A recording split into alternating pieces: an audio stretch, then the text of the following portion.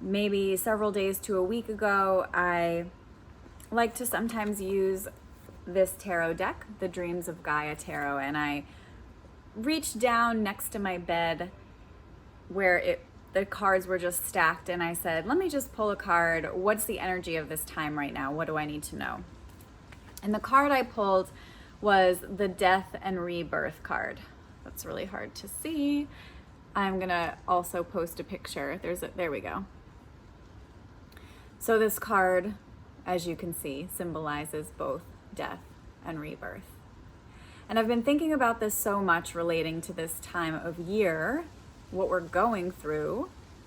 One, the time of year it's spring. We literally just had the equinox, so we passed through the void of winter, that rest, rejuvenation, the end of sort of that death, after death void period, and we have stepped into the period of rebirth. But what's going on in the world right now with the coronavirus outbreak and scare and all of the measures that we're taking is that we're really, again, going through a period of death.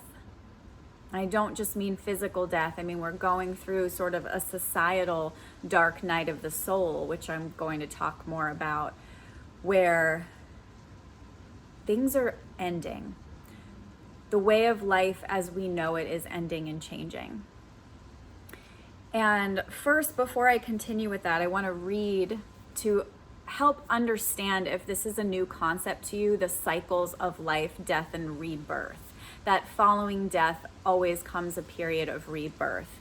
This is the transmutation, the metamorphosis.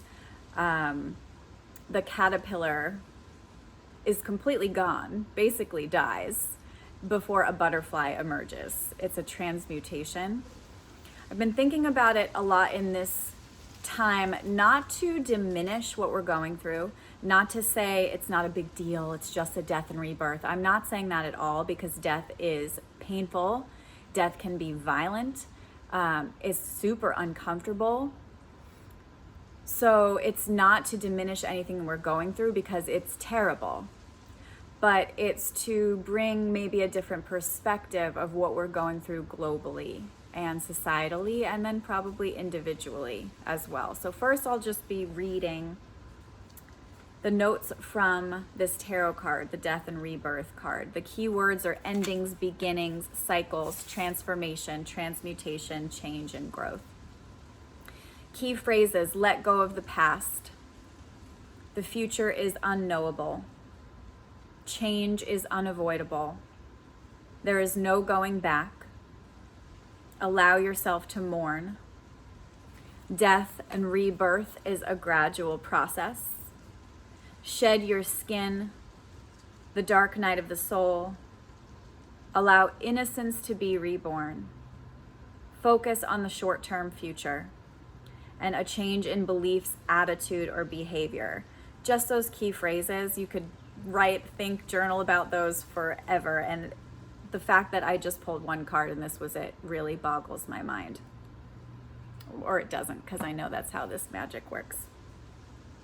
The Death and Rebirth card symbolizes cycles and change. Death and rebirth is the death of the old and the birthing of the new.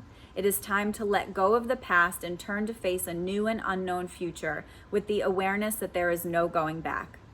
It is time to begin again, sometimes with nothing but memories, and at other times with everything external unchanged, but with your mind so altered that everything seems different, strange, and unfamiliar. It is time to pass from one stage or state of being to another, and to be transformed so completely that the person undergoing the change no longer recognizes themselves. They are the caterpillar that has become a butterfly. An irreversible process of transmutation is complete. The person they were is forever gone, and they have been reborn. Life as they know it has changed. Now, as it's talking about person, you can think about you individually and what you might be going through during this time, but you can also think of us as a society, because I think societally a lot of our beliefs, a lot of our ways of being are obviously changing, not just for the short term, but what is going to be birthed after this? What is going to come from this? We don't yet know. Change can inspire many little painless deaths and sometimes great deaths born of intense loss that must be mourned before we can face the future with excitement and anticipation once more. The loss of a spouse or family member, the end of a long-term relationship or career, retirement and illness are just a few experiences that can bring about a death and rebirth process. If you've gone through any of those, you understand that. This societally, what we're going through right now, is triggering this death and rebirth process. Ours is a perpetual journey of undoing, being, and becoming. Ours is a perpetual journey of undoing, being, and becoming. The death preceding rebirth can be quick and sudden or slow and painful. In the process of dying, everything in life revolves around the death. The pain, the suffering, the anguish, the loss, the guilt, the anger, and the fear. The pain can be so real it is debilitating. The fear can be so paralyzing that it halts all growth and has one withdrawing from life itself.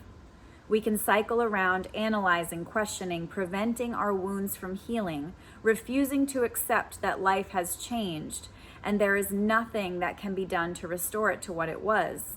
That stage of life is over. There are only two choices: remain in limbo or accept reality, surrender to death, and be reborn. The rebirth process can also be problematic. It is not an instant process. Sometimes before we can soar, we must also learn how to fly all over again. Yes, our outlook can be positive, but the future is still unknown. Our beliefs have changed. Our perception and understanding of the world around us have changed. Our roles and purpose have changed. Our lives and state of mind and being are not as they were. We know what we are capable of, but first we must learn and adapt to the changes that led to the little death in the first place. Before we can soar, learning how to fly again, a couple days ago, I was outside in nature and I saw an eagle's nest, and I saw a baby eagle, which was huge, standing on the edge of the nest and looking down. And sometimes it would flap its wings, but it wasn't quite ready. It felt so symbolic.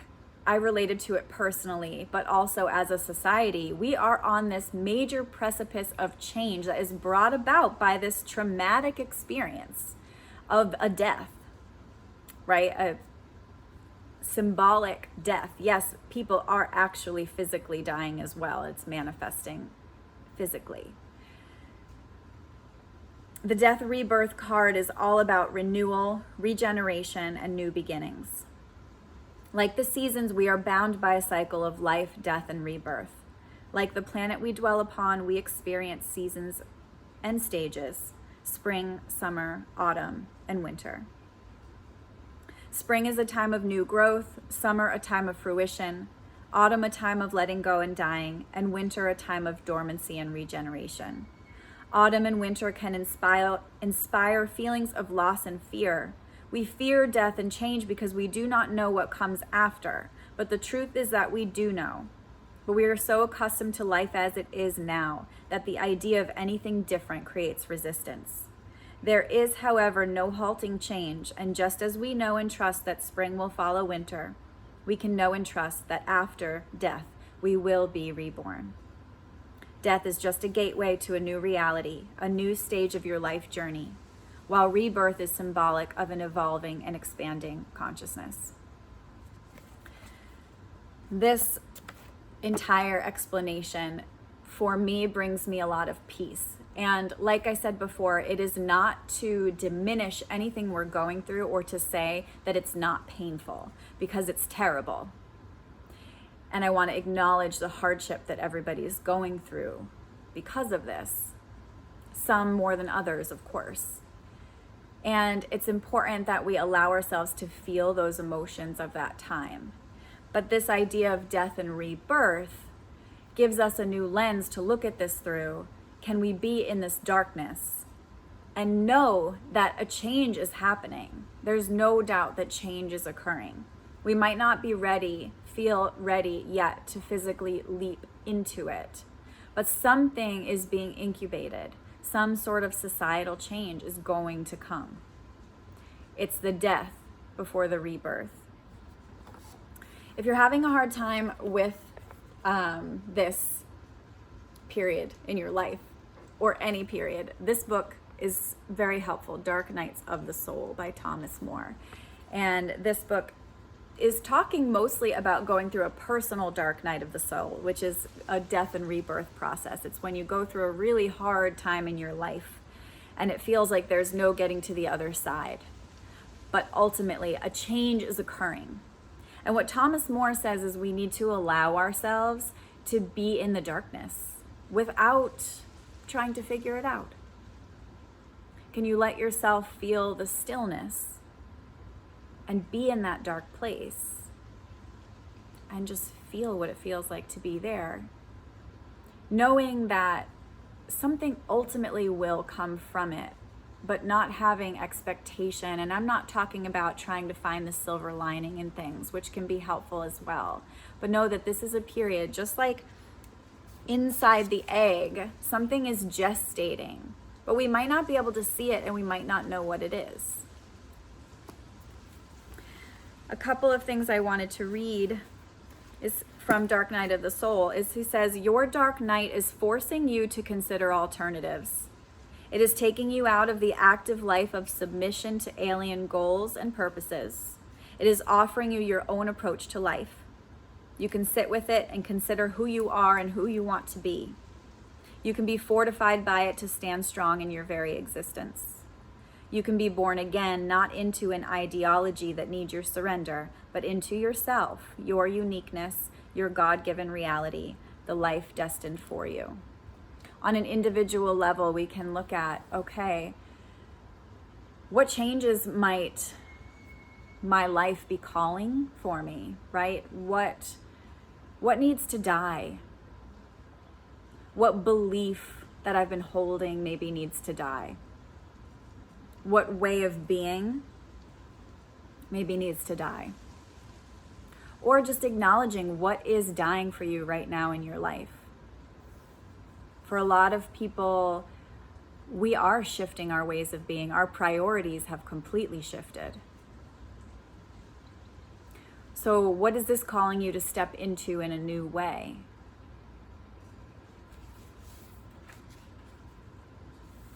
Societally, it says, the theme of this book is to see a dark night as a cleansing of perception for the purpose of a deeper soul life and an increase in spirituality, if that's a part of your practice. A society is like an individual. In the face of a dark night, it can either become defensive and avoid the challenge of new life, or it can reform itself and discover in the darkness where it has gone wrong. I'm going to read that again. In the face of a dark night, it can either become defensive and avoid the challenge of new life, or it can reform itself and discover in the darkness where it has gone wrong. It takes a strong heart, a steady intelligence, and a visionary imagination to go in the direction of life. Sometimes society moves in the right direction, often it retrenches and gets worse. There appears to be no middle ground. Society's dark nights may fill you with dread and depress your spirits, as many of us are feeling right now. But you can keep in mind that the darkness is necessary for life to proceed. You may not avoid tragedy, but you have the opportunity for a recovery of soul. Everything depends on how the dark night is handled. Will you try to overcome it and run away from it, or will you let it transform you and in solution give you new life? So thinking about everything we're going through right now, maybe take some time to write about this theme of death and rebirth. Maybe go back and listen to those key words I read out. What is dying for you right now? What do you need to let go of? What ways of being are old and outdated now, and what are you being asked to step into? Just a few thoughts, and I'll see you soon.